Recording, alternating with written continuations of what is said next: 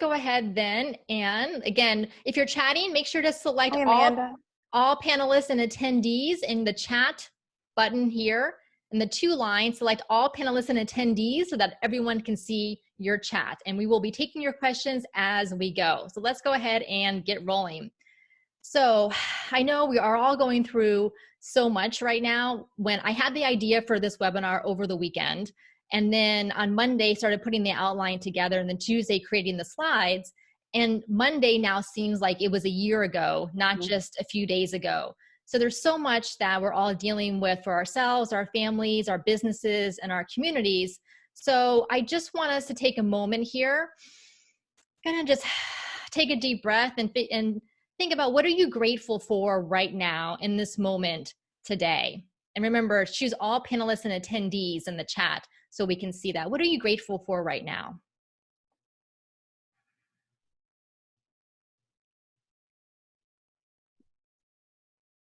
Oh, it's going to make me cry reading that. Yeah. So good. And I think this is what I'm trying to do this every day, every morning and every evening. I've been journaling and really trying to step back and think what I'm grateful for. I'm grateful, so grateful for all of you for taking the time to show up today. Diane and I want to be of service to you. That's why we decided to put this on. So we're grateful for you being here. We're also grateful for everything that you're doing for your families, your communities, and the people around you, your colleagues and your clients as well.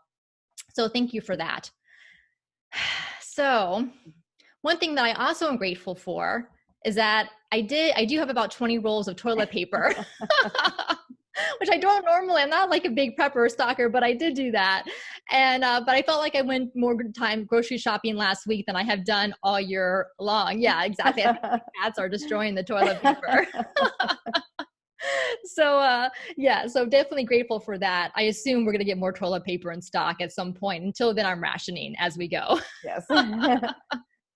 So as entrepreneurs and leaders, when we have difficult times, uncertain times like we're in right now, we really have an opportunity to leverage our strengths, the things that make us entrepreneurs and leaders in the first place, which is our resourcefulness, our adaptability, our resiliency, and really being of service to each other and to those that need it. And especially those who need it would be our audiences, our community, our clients, those around us.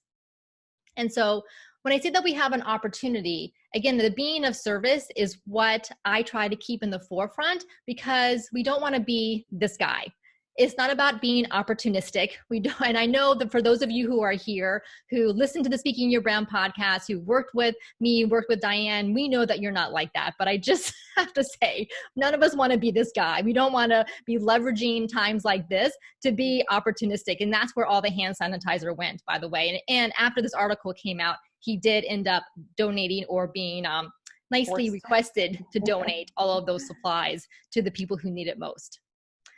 So think about also, you can tell us in the chat or just jot it down for yourself. How can you be of service right now to your clients, your audience, your community? What is it that they need right now related to what it is that you do, your area of expertise? And that's really what we're going to be walking through today as we talk about how to create engaging webinars, how to take your expertise, what it is that you do, take your in-person presentations if you've been doing that, and how to turn it into an engaging webinar.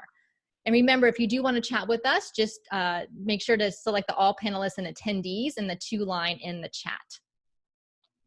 And yeah, and Sura was on the podcast back last fall. Collaborating remotely is definitely being of service. So for a lot of us, we're used to doing in-person workshops and collaborations and brainstorming meetings and client meetings in person. But there are so many great tools like Zoom nowadays where we can do that as well. Yeah, listening sessions as a coach for sure. So that's what we're talking about today, is how to repurpose your in-person presentation or even creating a brand new presentation and turning it into an engaging webinar. So for those of you who may be unfamiliar with Speaking Your Brand, we've been in business since 2015. We've worked with hundreds of entrepreneurs and leaders to help them create their signature talk. And I've always taken a broad view of the word speaking in the company name, Speaking Your Brand. So obviously a lot of it is speaking in person, on stages, in workshops, in lunch and learns, Chamber of Commerce meetings, things like that. But speaking is also delivering online, webinars, virtual workshops, Facebook Lives, videos, even written communications. LinkedIn posts, LinkedIn videos, all of it is about communicating your message in a way that your audience resonates with and gives them what it is that they need. So here's 3 reasons to stay all the way into the end. We will be going about an hour. Is that we're going to be walking through strategies that you can use to create an engaging webinar. But there is a bonus strategy at the end that I'll be sharing that supersedes everything else. So everything we'll be talking about is super important, but this is the one strategy that no one ever talks about, or I rarely see anyone talk about, and is the most important thing. So stay to the end if you want to hear that. We're also going to get a little meta, and we're going to tell you the elements that we used for this exact webinar. And so see if you can spot them as we go. And at the end, we'll share some of those with you. And also, we'll be extending an invitation to you to join our Webinar Idea to Launch 4-week online program that starts March 31st to help you, if you like additional expert guidance and support, to take your webinar idea and to actually get it all the way through to a launch by mid to late April at the latest. All right, and let's see. I'll go ahead and switch it over to Diane. Let me introduce you to Diane Diaz. She's our top speaking coach here at Speaking Your Brand. Diane and I have known each other for over 11 years, and we teach together at a university. We teach entirely online, so we are very comfortable doing online webinars and virtual events. I think between the two of us, we have done well over 1,000 webinars in the past 10 plus years. So we've done this a lot. Diane, thank you so much for being here. Yeah, thank you, Carol. Hi, everybody. I'm so glad everybody could be here. I see some familiar names, which is fun.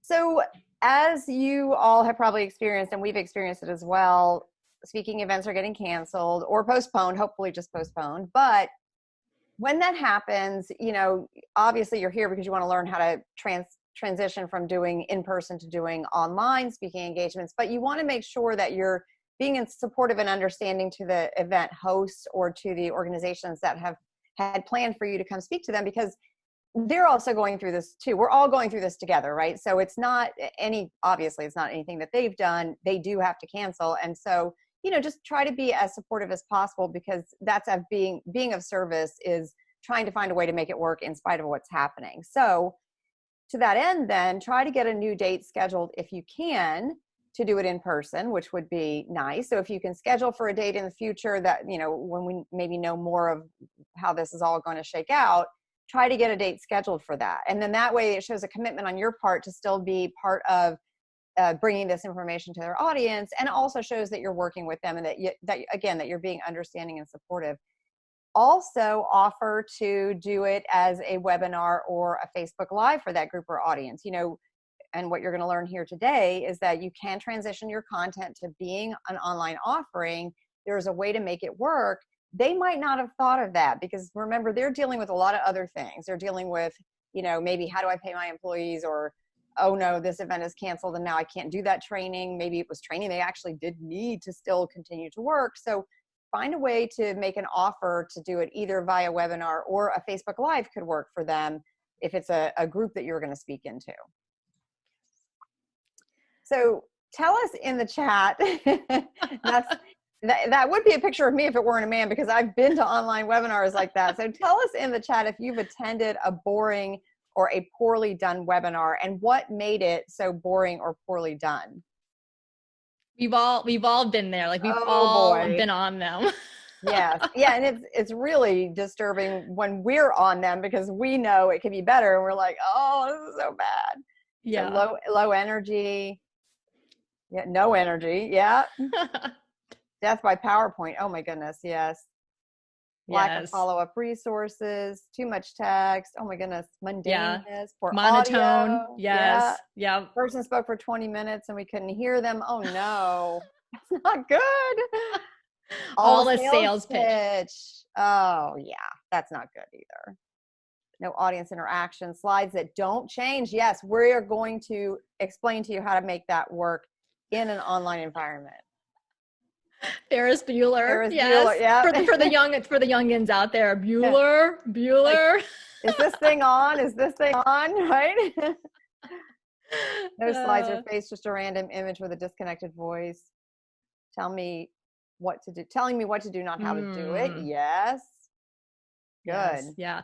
Right. Okay. So definitely know what not to do. So now that's what we're here for today, is to figure out what to do instead so that you don't end up with attendees like this. Absolutely. And that is why you all are here.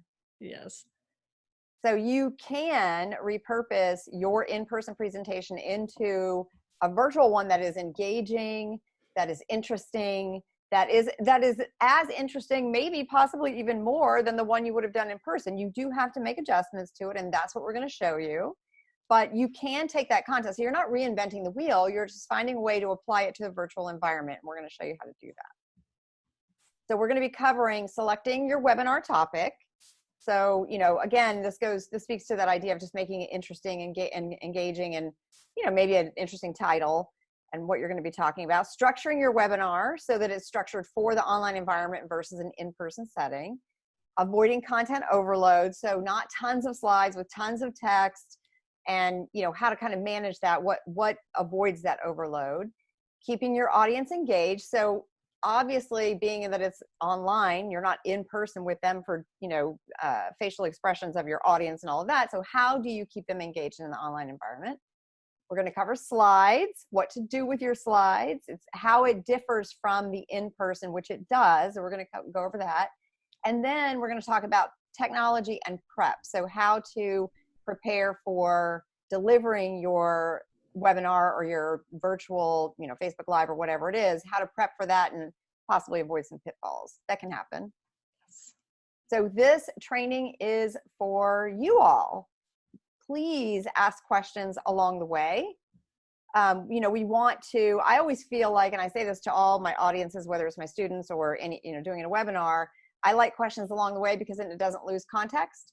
You don't forget them, and then also it's asked and answered in the context of the discussion. So definitely pop your questions there in the chat box. Respond to questions in the chat too. So you can, when we pose a question to you, respond to it in the chat box. You can even respond to each other in the chat box. And then we're going to have a PDF workbook for you as well. So that's going to help you take everything you learned here today and then apply it, and then bring all your talks to an online environment. Yes. Ask questions along the way. Thank you for the amen. And Stacy, you have gotten one of the techniques that we're using. So we are alternating slide colors purposefully so that as an attendee, you know that we're changing each one versus all of them being the same. So you get a gold star. Yes, that's a really good point, because there are times when you're in a webinar, you might look away for a second, and you look back and you're like, wait, is that the same slide? Because you can't remember, right? Because it looks the same. Good point. Yes. All right, so now we have some polling questions for you. Let me bring those up here. So let's launch that.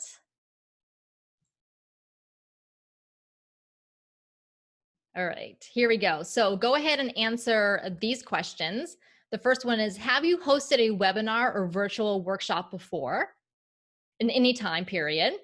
And then the second question is, what is your biggest concern with hosting a webinar? So you should be able to see the poll questions there. You should be able to click on them to vote.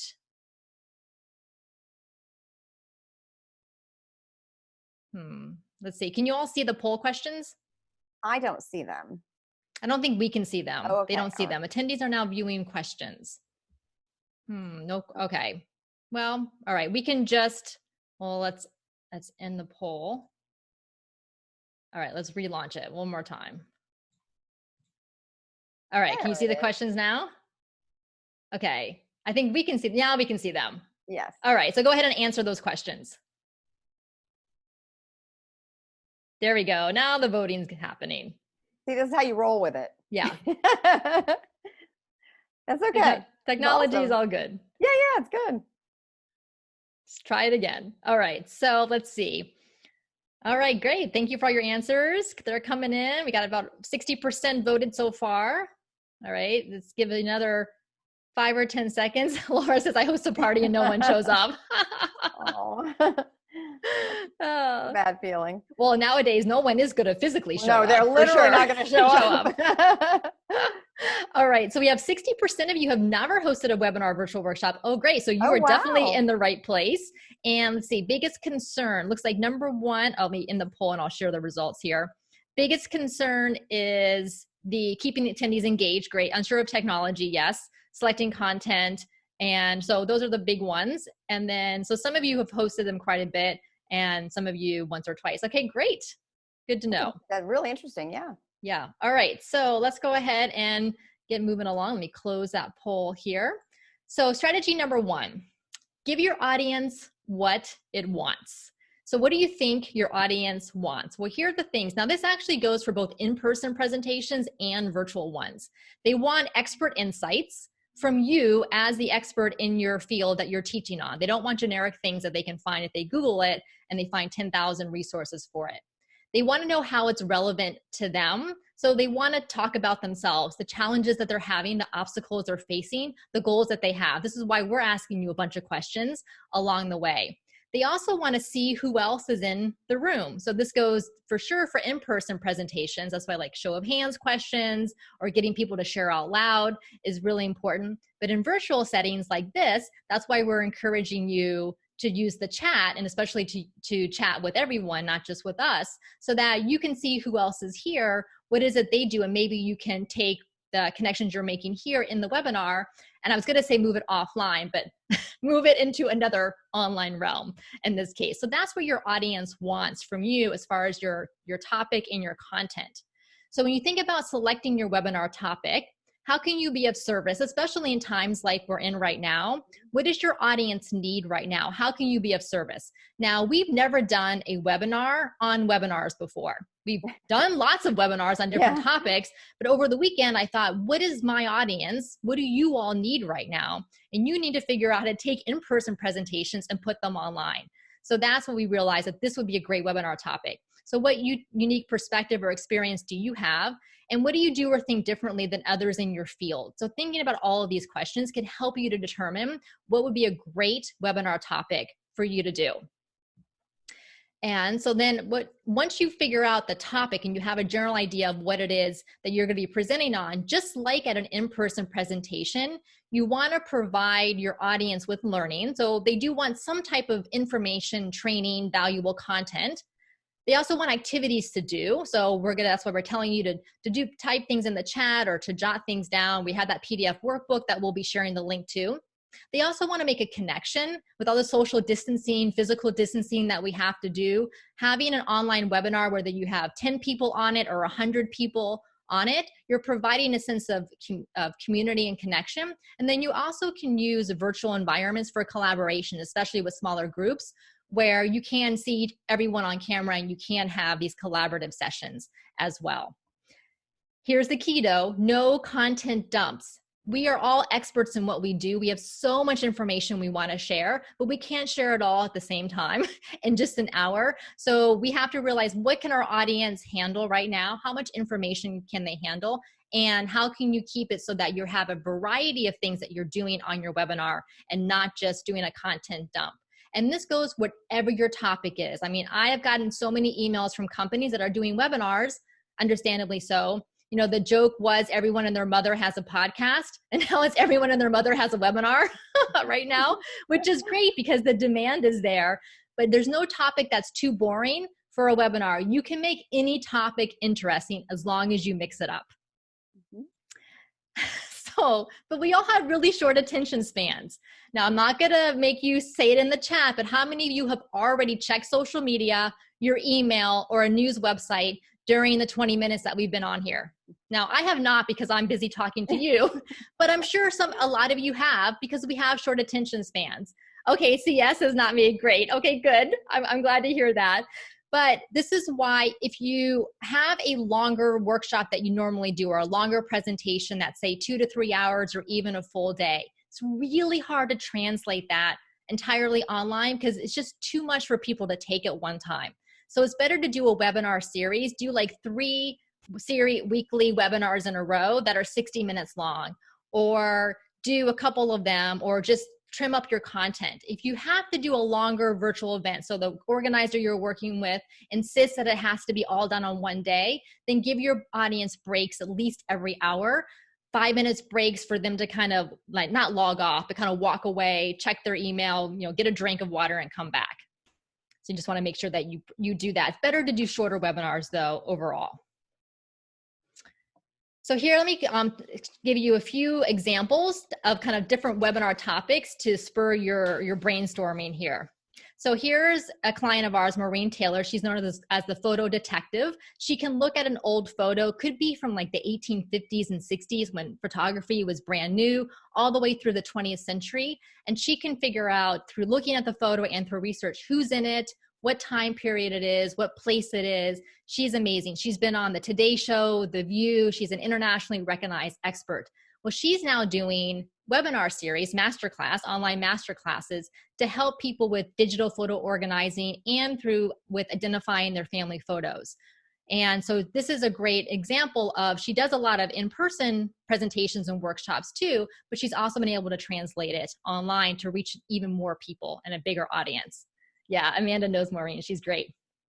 Here's another example. Lauren Torres is currently in our Master Your Speaking program. We just did our virtual VIP day yesterday, so she's kind of top of mind. And her topic is the missing 5 minutes in your personal transformation practice.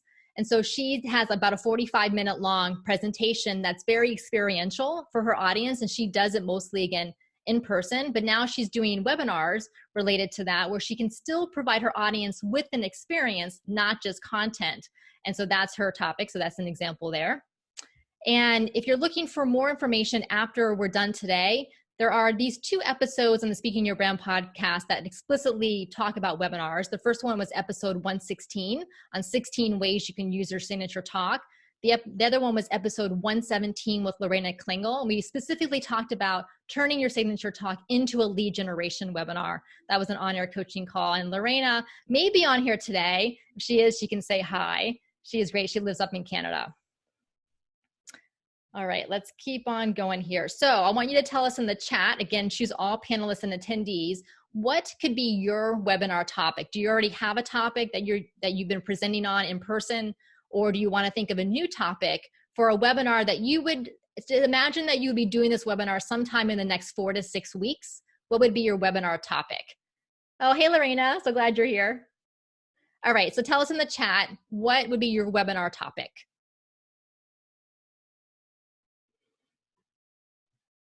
Let's see, Catherine says teaching your employees financial literacy. That's a really important one. Jean says personal branding to LinkedIn. That's great. Marie, hi Marie. Marie's also was in our Master Your Speaking program. Weeknight family dinners when you're worn out. Yes. Well, especially right now when we're all trapped inside and we have to figure out what to eat and that everyone's going to like the same things. Lisa, hi Lisa. She's a personal organizer and she helps people with decluttering. That's great. And she was on the podcast as well. Jennifer, daily wellness and just having a routine, especially for your daily wellness, is so important. Hi, CS. CS does awesome animal activities. Oh, that would be fun to think about what people could do now. We can't visit places. So what are some things that parents and kids could do now related to animals and conservation? And Carol Snyder, simple size your decision process. Yeah, decision making is hard right now. Jackie, sales strategies. These are really great. You guys have fantastic ideas for webinar topics. So just the process of typing it out to us also helps your brain to start now getting into gear. And now your brain's gonna come up with all of these different ideas of how now you can implement this webinar topic. This is great. Okay, so now we talked about your topic. Now your content needs to be focused. As we mentioned, no content dumps. It's too much information at one time. You don't want to be all over the map. You need to pick a spot. And again, we have so much information that we want to share, but we have to be super selective. And that's why I do a 3-part webinar series if you want to do more than one thing. So for example, last fall, we did a webinar series for a company, a technology company, and we converted what normally would be a full day in-person workshop into 3 weekly webinars because we knew we couldn't cover all of this content in one webinar. It would be too much to absorb and it would take too long. So the webinar training 1 was on creating the presentation. Number 2 was on audience engagement and storytelling. And then number 3 was on actually preparing for and delivering your talk. So again, we could do that in person in one day because you're moving around, you're up and about, you're practicing, you're talking out loud with each other. But on a webinar, when it's kind of a little bit more unidirectional, we needed to break it up. And that was super successful in doing so. So that's why I want you to think about how you can break up your topic. So here are the most important adjustments to make if you are converting an in-person presentation into one that's virtual. So if you have your signature talk, if you've worked with us before, or you have a presentation, have a clear outline and come back to it often with your attendees. Add more audience questions and engagement. You know what a big proponent we are of audience engagement. Now you're gonna double what you normally already have in your in-person presentation.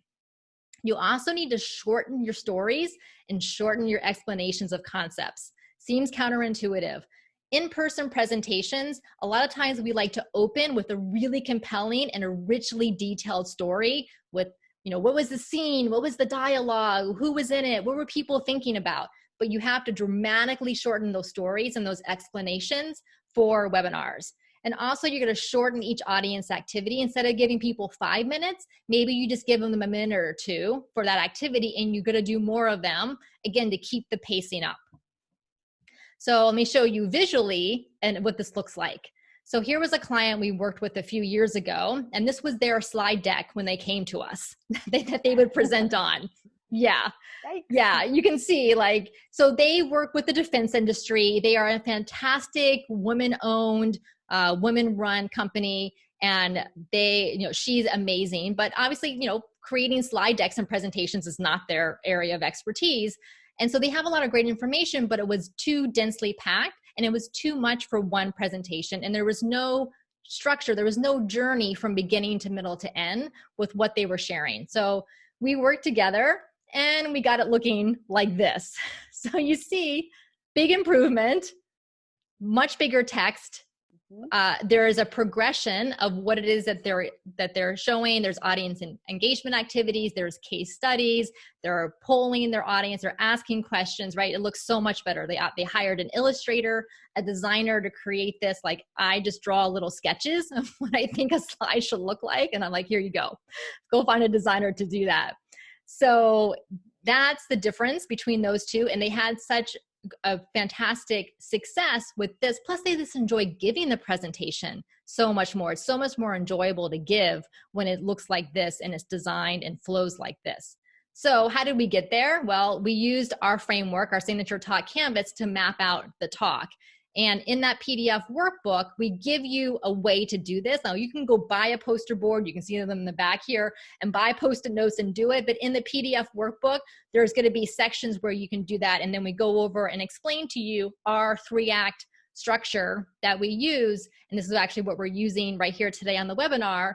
Set up the situation, your audience goal, your obstacles, your credibility. Then you're in Act 2, what is your approach, your framework, your methodology, your process?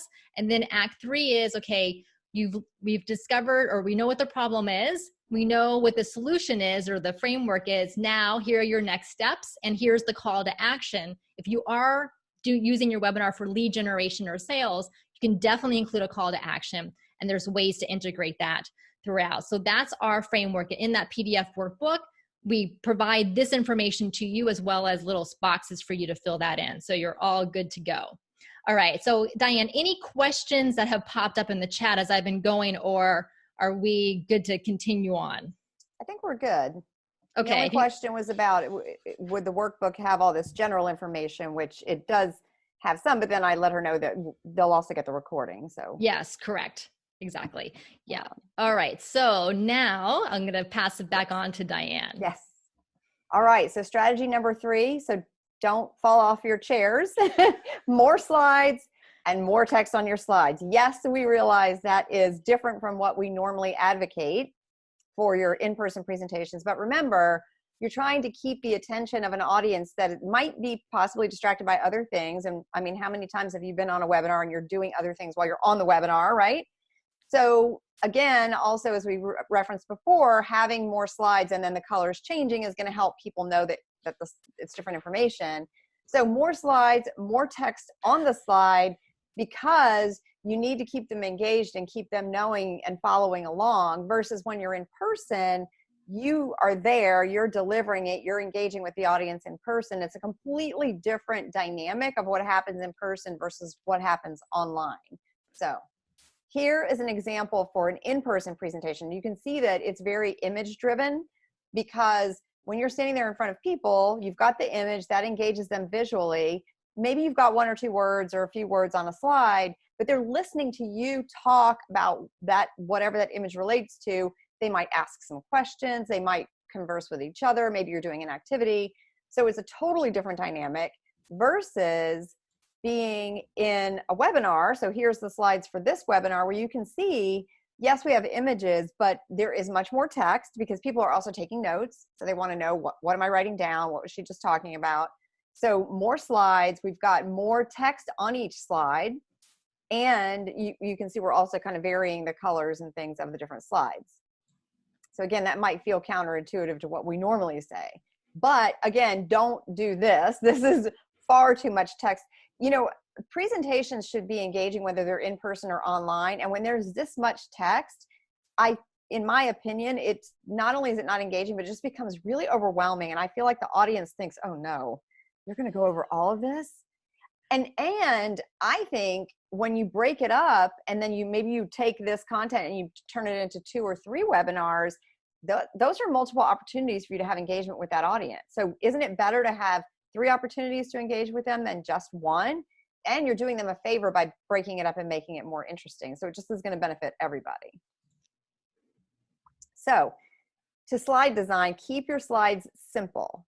And you'll notice that we're doing this here. Use the same slide design when you're asking questions. So whatever the particular concept is that you're covering, you want to keep the slides consistent. So use the same slide design when asking questions. Use the same, say that 3 times fast, the same slide design for key points. So your key points should be, you can see in our strategy number slides were purple, right? So use the same slide design for the key points, and then intersperse text heavy slides with image slides. So again, that's making it interesting. And when you're on the webinar and the slide changes, it makes it easy for people to follow along. And like I said, I've been in that instance where I've looked away or gone to write something down. I look back up and I'm thinking, wait, is that the same slide? I don't know. So make sure you're switching it up a little bit. Use a large font. There is really, I don't think there's anything worse than sitting in any presentation in person or online where it's micro font and then of course they're reading it to me. So don't do that to your audience. Use large font, put the main points, and then talk about it, right? And then add humor as appropriate. You know, you can see that we did that. We had some funny slides in there. The guy laying on his desk asleep because he's in a webinar, learned how to take a nap. So add humor because, again, that's just a good presentation technique. Mm-hmm. So what questions do you have about slides? Let's see, Stacy has a question. Do you want to come in and read that, Diane? Yes. So Stacy's asking, do you always share your screen with the tools visible when you do a webinar, or do you usually go full screen so that, this is a good question, so that the audience can see only the slides themselves? I'm finding it helpful today to see you navigate around in your presentation. This is helpful for a webinar on the topic of how to do a webinar, right? That's a good point, but it's a good question, but I don't, Carol can respond to this as well, but for me, when I try to go full screen so they only see the slides, then I can't see what's coming up next because I'm only on one computer. So if you had multiple screens, you might be able to manage that a little bit differently. Yes, I find also that we're using Keynote because I'm on a Mac. If I hit the play button and the Keynote goes full screen, then sometimes like I'll lose the chat or I'll lose our camera windows and I'm on a big monitor, an external monitor. So sometimes it's too big, and I'm also recording this with Camtasia as a backup. So there's technical reasons why I chose to do this. I also just find it helpful because I can see the slides that are coming up. Like, you're going to see them anyways. I'm not hiding anything. Right? Yeah, that's right. So that's just personal preference. That's just the way that I like it. Which I think also speaks to doing practice beforehand to work through all of that, which we'll talk about momentarily. So here's another question. Do you use, let me back up a little bit. What size and type of fonts are you using? Yeah, so these are my brand fonts. So, we had the website redesigned last year. And so I used a font called Poppins. Kind of like reminds me of Mary Poppins. Poppins. And I also like the kind of like the standard fonts. Lato, Lato is good. Railway is good. Yes. Like those are very clean, crisp fonts, especially for reading online. So Lato and Railway. Font size, I have no idea what the size is. It's just big. Yeah. Do you use Zoom and share your presentation, or do you use the webinar feature of Hmm. Zoom? What is the difference between these two options? Yes, we're going to get to that in just a little bit. We have a section on Yeah. webinar platforms. So Yes. thank you, Karen. Yeah, What, we're going to and get to so, that in Jennifer. yes, Yes. yes, yeah. Okay. Yes. All Okay. right. Oh, Good. thank you. Thank you, Lisa. Practically perfect. All right. Yeah. So if you have any questions also about slides, like I use Keynote to create the slides because I like Keynote. Our graphic designer created kind of these slides for us. And I obviously, you just see, I just duplicate, and change them. And then you can use PowerPoint, obviously. You can use Google Slides. Google Slides is nice. It's easy to use. They have nice templates. Just keep them simple. You notice also I'm not using transitions or animations. Like Yes, I'm don't not do using that. like the fancy stuff because number It's one, so I can't. distracting. It's very too. distracting, not needed. Just do multiple slides. Oh, Microsoft Teams. I've never heard of that. Is that they must have an Slide option to do creation. slides in there. Yeah, And I I don't know know. Canva also has some really good slide deck options in the Canva platform. So you can check there as well. Yes. Yeah. Lots of great Oh, ways to make yeah. your slides look nice for Mhm. sure. Yeah. Oh, Microsoft. Okay. Yeah. Oh, You okay. use what is comfortable to you Yes. that you're familiar with. Okay. So let's talk about the next strategy. Number 4, check in with your audience more. As you see, this is what we've been doing. Now, when I present in front of groups, like, doing a 45 to 60-minute hour presentation, I'll do show of hands questions and things like that, but not nearly as often as we're doing it here on this webinar, because we want to keep you interested in what we're talking about because we want to help you. So let's go back to, what does your audience want? Your expert insights, how it's relevant to them, and see who else is in the room making connections. So here's an example of another one of our clients who is in our Master Your Speaking program right now, Ella Maggers of Sexy Fit Vegan, and she is very fit and she's beautiful. Her website is sexyfitvegan.com. So we work together to create her signature talk, and she does a lot of webinars as well. And she's now getting into doing in-person presentations. Well, I guess she will after this whole thing is over. So she does a lot of webinars. But as we were working on her signature talk, there was one question that really popped out that I loved, that I wanted to share with you as an example of fun ways to engage your audience. They don't always have to be kind of like serious questions or, things definitely related to your content. So let me pull up that poll and let's find here. Here we go. Okay, hopefully you can see that poll. So the question is, how many burpees would you need to do to make up for eating 3 Oreos? Now, if you don't know what a burpee is, basically have to like jump up in the air, feet off the ground, and then drop that down, do a push-up, right? Come back up, jump in the air, etc. So how many burpees would you have to do to make up the calories in 3 Oreos? Can't wait to see the answers.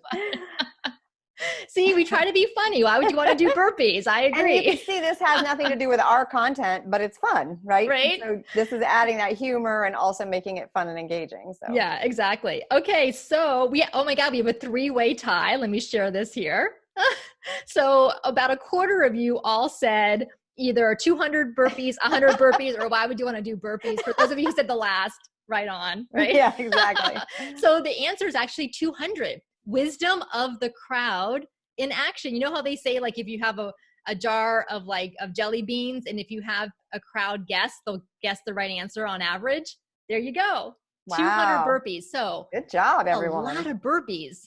Yeah, it is. For 3 but I'm Oreos. Still going to eat the Oreos. I'm not going to lie. Totally. I did buy some of those in my preparations for this situation. So just so everybody knows.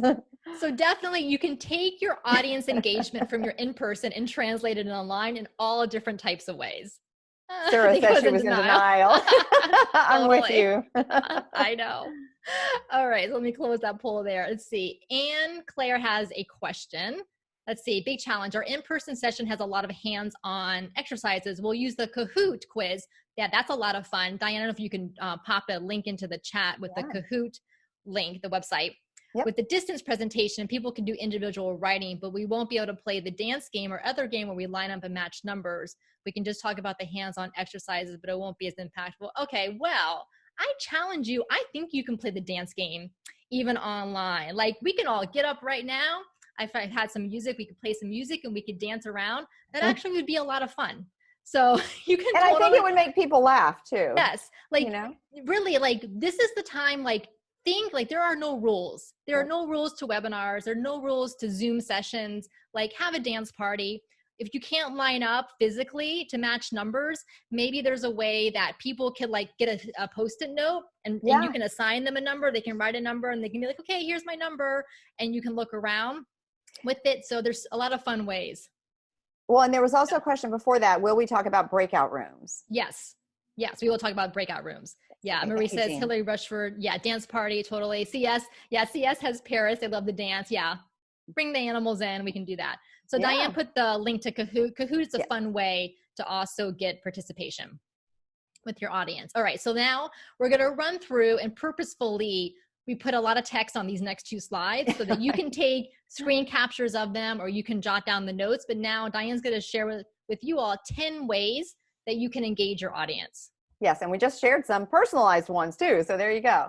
So have people introduce themselves in the chat. I've been on many webinars as of late where the host asks everybody to, hey, pop in the chat and tell us your name and where you live and what you do, or whatever the topic of the, the webinar happens to be. They might even ask, what do you hope to get out of the webinar today? So have them introduce themselves, because that's also a great way to not only you get a feel for who everybody is there, but also for them to engage with one another, right? And sometimes they might want to connect with one another. So what better way to be kind of a facilitator of that?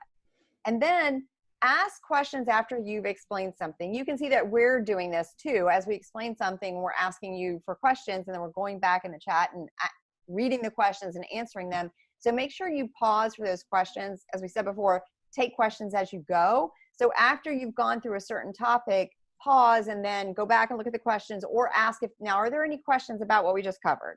Make sure you give time for that. Ask questions that are short and easy to type. So, you don't want someone to have to, write a book while they're typing out their answer to the question. And you want them to feel like it's fun and it's engaging for them and it's interesting, and you don't want it to feel hard and like it's school, right? You want it to be fun and engaging. Put the questions on the slides, because sometimes, again, somebody might be distracted by a child in the background, especially now. People are working from home, their kids are at home too, right? And they've got their pets and they're distracted. So they might not have heard the question, but they still want to participate. So then they're going to type into the chat, what was the question? So just put it on the slide, make it easy for them. Ask the attendees to share an example of their own. So, whatever the topic is you're covering. So tell us in the chat box a time when you had to blah, blah, blah, blah, blah, right? And let them go ahead and share examples. That's, again, builds the engagement. It makes it feel like it's more personalized talk for them. And it builds engagement again between each other. And it's fun for everybody. Yeah, and like we did this where we asked you what your webinar topic could be. We asked you if you've been in a boring webinar, what made it boring. Yeah. And it just makes it super interesting and fun. And so you're almost it's almost like consumer generated content, right? You're letting the audience be part of the presentation, which is fun. Yes. Okay. Last 5. Yes. So number 6, encourage them to ask questions as they have them. We already covered that. Set up polls, which we've done here. And how that might work in different software, different webinar platforms, whether it's GoToWebinar, Zoom, or whatever, is going to be different. But set those up. It's really great when you have a larger audience, and it's fun for everybody to be able to see what the results are. Acknowledge the attendees when they participate. You can see that we're doing that as we go. So when somebody asks a question or makes a comment, we're calling it out, or, oh, thank you, that's a really great question, Susan, or whatever. People like to know that you're paying attention to what they're sharing. Allow the person to ask their question by voice if you want to. And I was in a training recently where the host did that, and she would unmute people and let them ask their question by voice. It's a nice way to feel like it's a personalized presentation for you. And then get them to interact with each other, not just with you. So have them, share with one another, answer each other's questions, share resources. You can even say, oh, if you have a resource for that, pop it in the chat, to the attendees. Yes. All right. And Patty has a question for us. Mm-hmm. She wants to know, for polling, is Kahoot your favorite? What about Poll Everywhere? Yes. So on webinars like we're doing today, most webinar platforms have built-in polling functionality. So like we're using Zoom Webinar, and it has polling built in. So we just use their polling capabilities. Kahoot is great because it's kind of like a fun thing. And you could do that for prizes. Like if you're doing a contest or a giveaway with attendees, then you can use something like Kahoot or Poll Everywhere. For that, I Poll Everywhere and there's another one, Mentimeter, are also good for in-person presentations as well. Yes. Yeah, and Austin said the poll is still on the screen. So I don't see, I wonder if maybe if something got frozen. Does anyone else still see the poll, that burpees poll? I closed it on my end, so mine isn't okay. there. Okay. If you're still seeing, you might have to click close. Okay. Yeah. Thank you, everyone. You guys are so attentive. Yeah. And then Aunt Breen asked, will you by any chance share a PDF of your slides like others also home with little kids who aren't in school and hard to type as quickly with kids climbing around me? Yes. Yes. We understand. Yes, for sure. Yes, we get that. Right. All right. So now I want you to think about in what ways will your audience want to interact. So we also recognize that every audience is different. Kind of every audience has its different personality. It's also going to be based on how large your audience is. Audiences of 10 to 20 are different than audiences of 100. So what ways does your audience like to interact? Do they like to chat? Do they like to share personal information? Breakout rooms, yes. Dialogue with each other, chat and voice, yeah. Exactly. Yeah. So think about that. That's also will determine your topic, your content, and the platform that you choose to use. Yeah. Marie, share ideas and recipes. You could have like a little cooking demo, everyone get together in their kitchen kind of thing. That would be so much fun. Mm-hmm. Is there an ideal way for a particular size of audience? Yeah, well, so for this here, we had over 100 registrations and we have about 50 people here, which is typical. So for a webinar, like a public webinar like we're doing here, generally attendance rate is about 1/3 to 1/2 of people who register. So if you have 100 people register, expect about 35 to 50 people to attend live. Totally normal because people will catch the replay. So for larger audiences like we're doing now, the chat and the polls and asking the questions on the slides are the best way to go. For smaller groups, and we'll get into this, you probably want everyone to be on camera and to be able to talk by default so that you can have that communication and that collaboration. So actually, let's get into the next section, which is on tech and prep. So webinar platforms. Zoom Webinar is what we're using here today. A lot of you may be familiar with Zoom Regular, which is the picture here on the right-hand side. So this is what we use for all of our online programs and our individual client sessions. We use Zoom Regular, which means that everyone's on camera by default. People can use their audio by default. Of course, they can mute or turn their cameras off, but we really encourage everyone to be on camera and obviously so we can talk to each other. So Zoom Regular is great, I would say, for probably audiences fewer than 20 or so, and generally people that you know or have been vetted in some way. So clients, group programs that you're doing, things like that is great for Zoom Regular. Zoom Webinar is good for public webinars like this where you're going to have a lot more people because you don't want everyone on camera. It's way too many people. You don't want people on voice by default because you get background noise and all of that. So instead you want Zoom Webinar, which is what we're using here today. And Zoom Regular costs about $15 per month per host. To upgrade to Zoom Webinar is an extra $40 for the month. So just upgrade for 1 month to do this. Pay the extra, well, it's $80 for the two of us because we're both hosts, and that's it. So it's very reasonably priced, and it gives you a lot of access and functionality. And also the other thing I like about Zoom right now is because of the situation that we're in, they're actually providing free Zoom to K through 12 teachers who need it. So they seem like a really great company. Remarkably, of how many people using Zoom right now, the platform has been really stable. I've had no connection issues with it. So I really like it. Other platforms that I have used, there's one called crowdcast.io, which I really like the interface. You can kind of see the screenshot here on the left. Screen share, I'm down there in the camera on the bottom, and then there's the chat on the side. The benefit of Crowdcast is that by default, the chat, everyone can see, whereas here on Zoom, you have to select all panelists and attendees. So there's that little bit of a thing that you have to do there. The Crowdcast is really nice.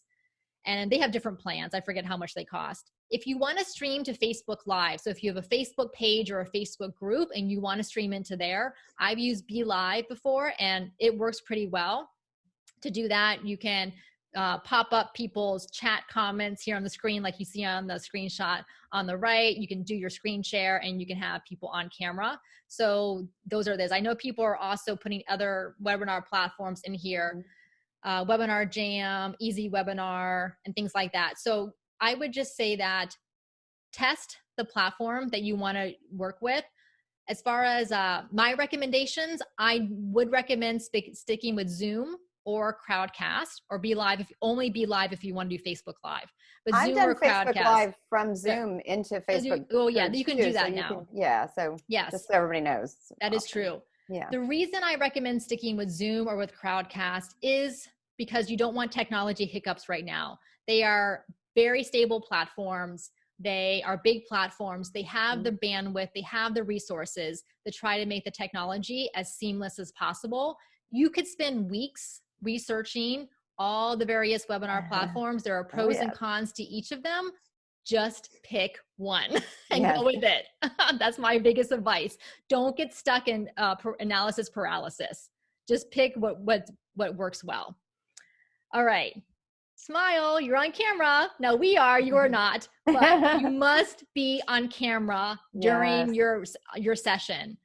No exceptions. If you are the host, you are on camera. And ideally, if you're using Zoom regular and you have people coming in for that, then encourage them to be on camera as well. Let them know in advance that you will be asking them to be on camera so they can, get dressed, brush their hair, what kind of thing. Yes. Because imagine if you were watching this whole thing and we weren't on camera. Sure, you would still get the information, but you would not have the same connection or engagement. So, and too, I think sometimes it's uncomfortable because, I can do it in person, but it's really weird. Just do it and rip the Band-Aid off, do it. And I promise it gets a lot easier. Okay. So if you can't see me, I think there's little buttons on Zoom, like there's little icons that there's active speaker, and then you have to just kind of click around to figure out why you're not seeing one of us or another. Yeah. How it works with two presenters. So that's what we're doing right here on Zoom webinar. So what happened was that Diane entered as just like a regular attendee, like you all are. And then I could go into the list of attendees that were on here and I could promote her to a panelist. So once she was promoted to a panelist, she was on camera like she is now. And then yes, one person is controlling the slides. So the slides are up on my computer. So I'm the one clicking away. And what I did, I'm going to tell you, I printed out the slides and you can see there's little initials underneath each one with the D or a C. So I know which are the slides Diane's doing and which are mine. So I know when it's ready for me to switch back over to her. Right. Devin, if you're on mobile, the mobile app is great for Zoom. That's another benefit of it, doing it on Zoom with attendees. But because you're on like a small screen, it may just be different as far as who you can see on camera. But as long as you can see someone, we're all good. All right. Lisa asked, can you promote anyone to a panelist even if they don't have a Zoom account? I believe so. Yes. I think as long as they're an attendee and they're logged in to the session. Test it. Yes. Test it beforehand. Everything. Yes. Test everything. To ease your tech nerves. Because like you can see like here, like the polling didn't show up and then it did and whatever. Like it is what it is. Like we've done this so many times. We know that there's always going to be something small. Just roll with it. Yeah. So have another host on with you. So for example, Diane she's actually a host in the webinar platform itself. Like her info is in there, but now I promoted her to a panelist because if for some reason, like say my internet cut out right now and I disappeared from the webinar, Diane could still kind of hold the space because she's a panelist. Now, I don't know what would happen if my internet cut out and I got kicked off of Zoom and there was no other host, if all of you would all of a sudden get kicked out. So you don't want that to happen. So find another host to be on with you during the session. Run a test beforehand on that webinar platform. Just create a test webinar, put in the date and time that you want to test it. Test your camera, test your microphone, sharing your screen, check the chat, check the recording, all of that. And then when you're doing your test, have a colleague or coworker or someone on the other side as a regular attendee so they can see the chat and see what's going on. They can see what's going on, with screen shares, and you can test, promoting them to a panelist, all that kind of stuff. Yes. Okay. We have some questions here. Yeah. Tech crash. So Devin says he had it was nerve wracking. It is. We used to like, okay. So 10, 11 years ago, teaching at the university, we used this platform called Wimba. Oh, yeah. It was great for the time because 10 years ago was a long time. Yeah. But it would crash all the time. So we've learned a lot to just roll with it. And things have gotten a lot better in webinar platforms since 10 years ago. So Zoom is like a dream. Yes. Okay. Stacey wants to know if the chat log will be available as well. Yes. So I usually don't make the chat log available just because of, people's kind of privacy. I mean, you're on here publicly and all that. So I'm going to say no for that. So if there's something in the chat that you really want, scroll back now and copy it out. Okay. Okay. So let's see. Yeah. Even Lisa's right. Like have someone on with you, even if you don't have to speak, they don't even have to be on camera, but just someone who's on there kind of in that host panelist role as backup. Now, yes, I am using my podcast mic. That's because I'm going to release this audio on the podcast next week as a podcast episode. For people who just like to listen to podcasts and not watch webinars or videos. So that's why I'm using this particular mic. It does sound a little bit better, but normally on Zoom sessions, I just use my regular, earbuds with my mic. So you do not need to invest in one for a webinar. Okay, let's see. Do you prepare the polls ahead of time? Yes. So I do. So during this week, like as I was, kind of preparing for this, I went into the Zoom website, the interface, and you can create these poll questions. You do have to create them in advance. So I did that. And Zoom offers lots of trainings and help guides. So definitely check with them on that. Especially right now with everything that's going on, I've noticed they have a bunch of new stuff that they're offering to people to do trainings. So. Yes. All right. So bonus strategy number 6. We're almost done here. Any guesses? I told you there was one thing that people don't talk about that is the most important thing. Karen, polls are just with the webinar. Any guesses? Bonus strategy number 6. No one wants to. Okay. So yes, is calls to action. Relax. Okay. Close. Good tips. All right. Energy. Your energy is contagious, the good kind of contagious. And it starts with you. You guys mentioned this at the top with bad webinars. You have to have personality and energy and presence. Hopefully we've demonstrated that to you. Yes. I tend to be very excitable and I talk fast, but it's good for a webinar to talk fast and be excitable. So definitely do that. I want to leave you with this so your content is great, but if you can't deliver your content in an engaging way, people aren't going to receive it. So the next step, set a date for your webinar and publicize it. Make it public, pick that date so that people know about it. Now, if you want help going from your webinar idea to launch, we just invented this brand new 4-week live online program because we want to help you all.